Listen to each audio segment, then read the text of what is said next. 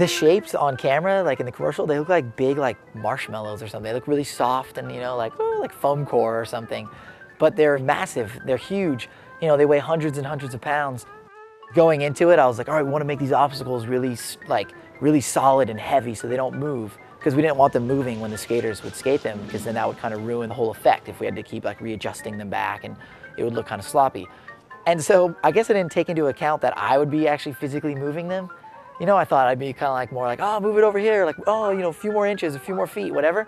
But the day ended up running long, so we had to let the crew go. So once they were done, it was like me and the guys I work with, and then a couple of like PAs that were moving these like 400-pound obstacles, and not just moving them like once, but like moving them, you know, 400 moves, you know, where it's like sometimes it was like 3 feet and sometimes it was like just 6 inches. Most of the obstacles took at least 2 people to move. And then the big triangles, there are 2 large triangles that are 12 feet by 8.5 feet. Those things were insane. Like one person, you could push with all your might, and I don't think you could budge it. Luckily, when they built them, they devised this method. They drilled holes through each point, and then they bought some rebar, and we slid the rebar in, so that became like a lift handle. So those ones, 3 people lifting it was like begging for a hernia. And then not to mention that is like, it's like a point, and you're lifting it, so that point is like right in your groin. So it would be like, people would be like moving it, and they would be like bashing them like in the groin. And so dudes were like, dude, this is like the worst design ever. You're basically like impaling yourself like over and over. After that, we decided that it was like a 6-person minimum to move the big ones. We didn't want anybody to be like castrated by the end of the shoot.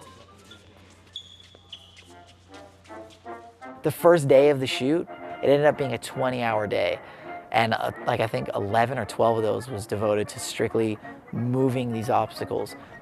That definitely was the most taxing part of the whole shoot, was moving these stupid obstacles that in theory seem so cool, but now I understand why people do stop motion with like Legos or Barbies or things that you can manipulate with your hands.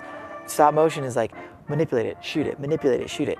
So when you're dealing with that on like 1,000 scale of that, you know, where it's like 12-foot things, it's like, move it, okay, get out.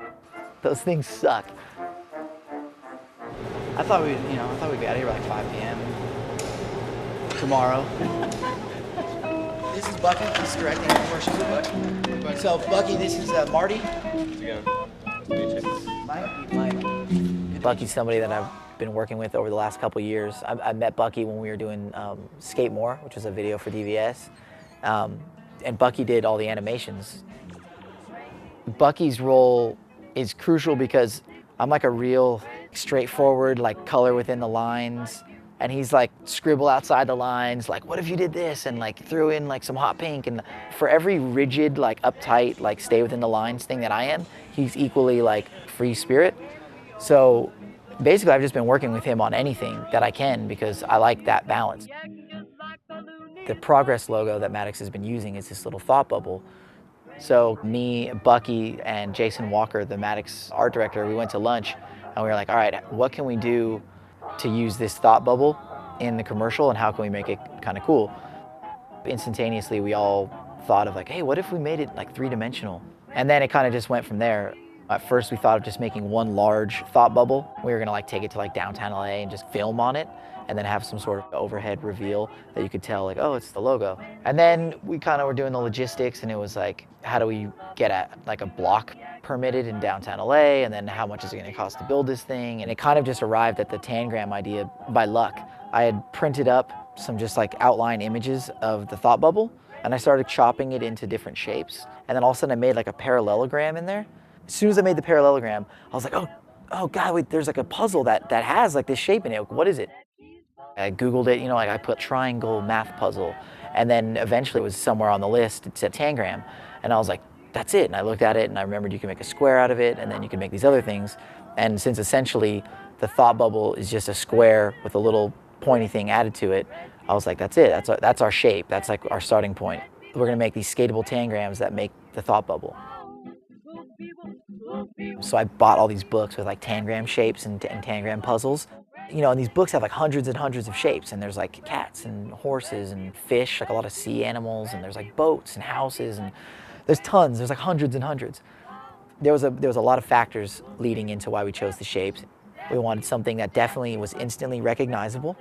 And then number two, we wanted things to be completely random. We didn't want it to be like a series of any like, you know, animals or anything. And then number three, we wanted to be able to make sure they were skatable. So there were other shapes that we had found that looked cool, that were like, oh, you can see what that is. But then when we started like doing the logistics, like, okay, well, if this is that shape, this would be the side that has the angle iron, and this would be the side, you can't really skate that. Like, you have to swerve in or whatever.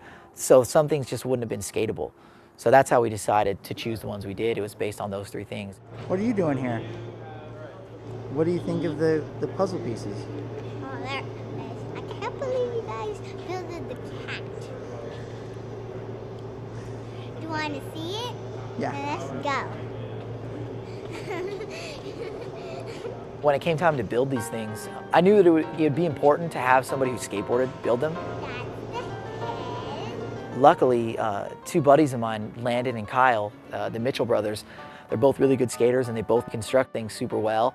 They know, you know, Day One, and they know some of the Matix guys and the DVS guys, and so they were psyched to be a part of it, you know, because they understand skateboarding, and they took it really serious because they're skateboarders. So they didn't half-ass anything. Like, everything was solid, well built. Like, they grinded down all the angle iron to make sure it was nice and rounded so that it wouldn't be sticky for these guys. Like, they paid attention to like every detail, and it was rad because I didn't have to tell them anything. It just went unsaid. It was really easy.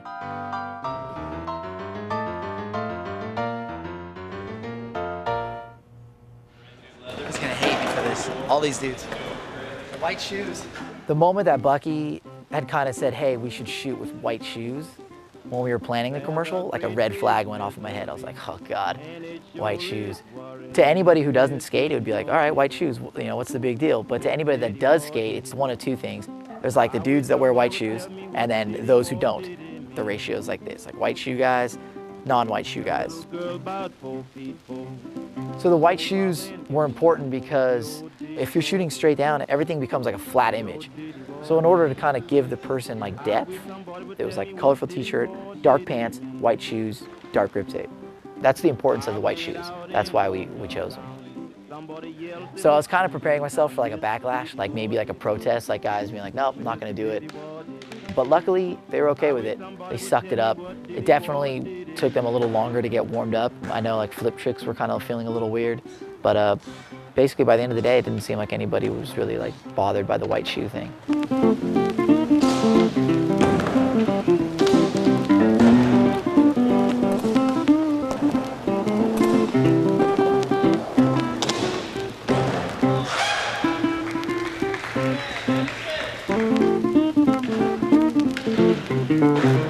There was a lot more skateboarding that went on than appears in the commercials. And for one reason or another, we didn't use, you know, certain tricks in the commercials. Some of them, you know, the guys were just doing tricks that just, from up above, they just didn't translate. They were still rad tricks, but you just couldn't tell. You know, then other things, it was about the color of the shirt that the guy was wearing, or like which way he entered the frame and left the frame. So at the end of the day, you know, we used only a fraction of what we filmed.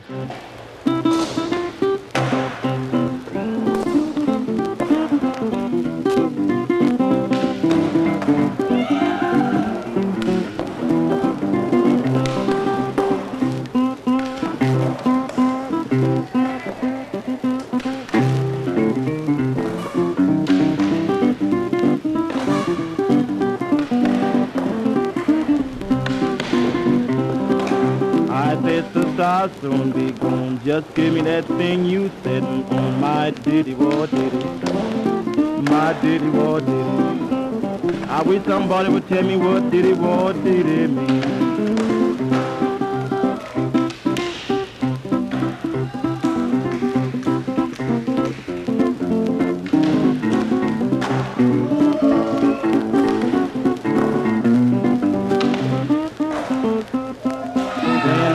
Put out of things for to talk about diddy-wah diddy, diddy-wah diddy. I wish somebody would tell me what diddy-wah diddy means. Jerron ending the sesh. Ending the sesh. Look at this, ending the sesh. Just now, son.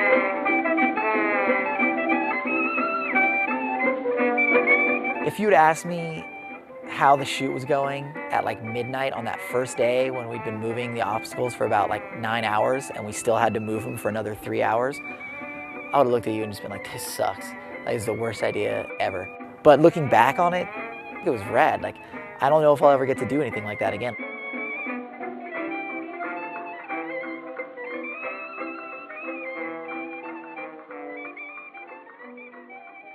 Which one was your favorite? Favorite what? Obstacle? Like the The animal- fox. The fox. Fox was my favorite. I was feeling the fox for sure. The fox was a good obstacle.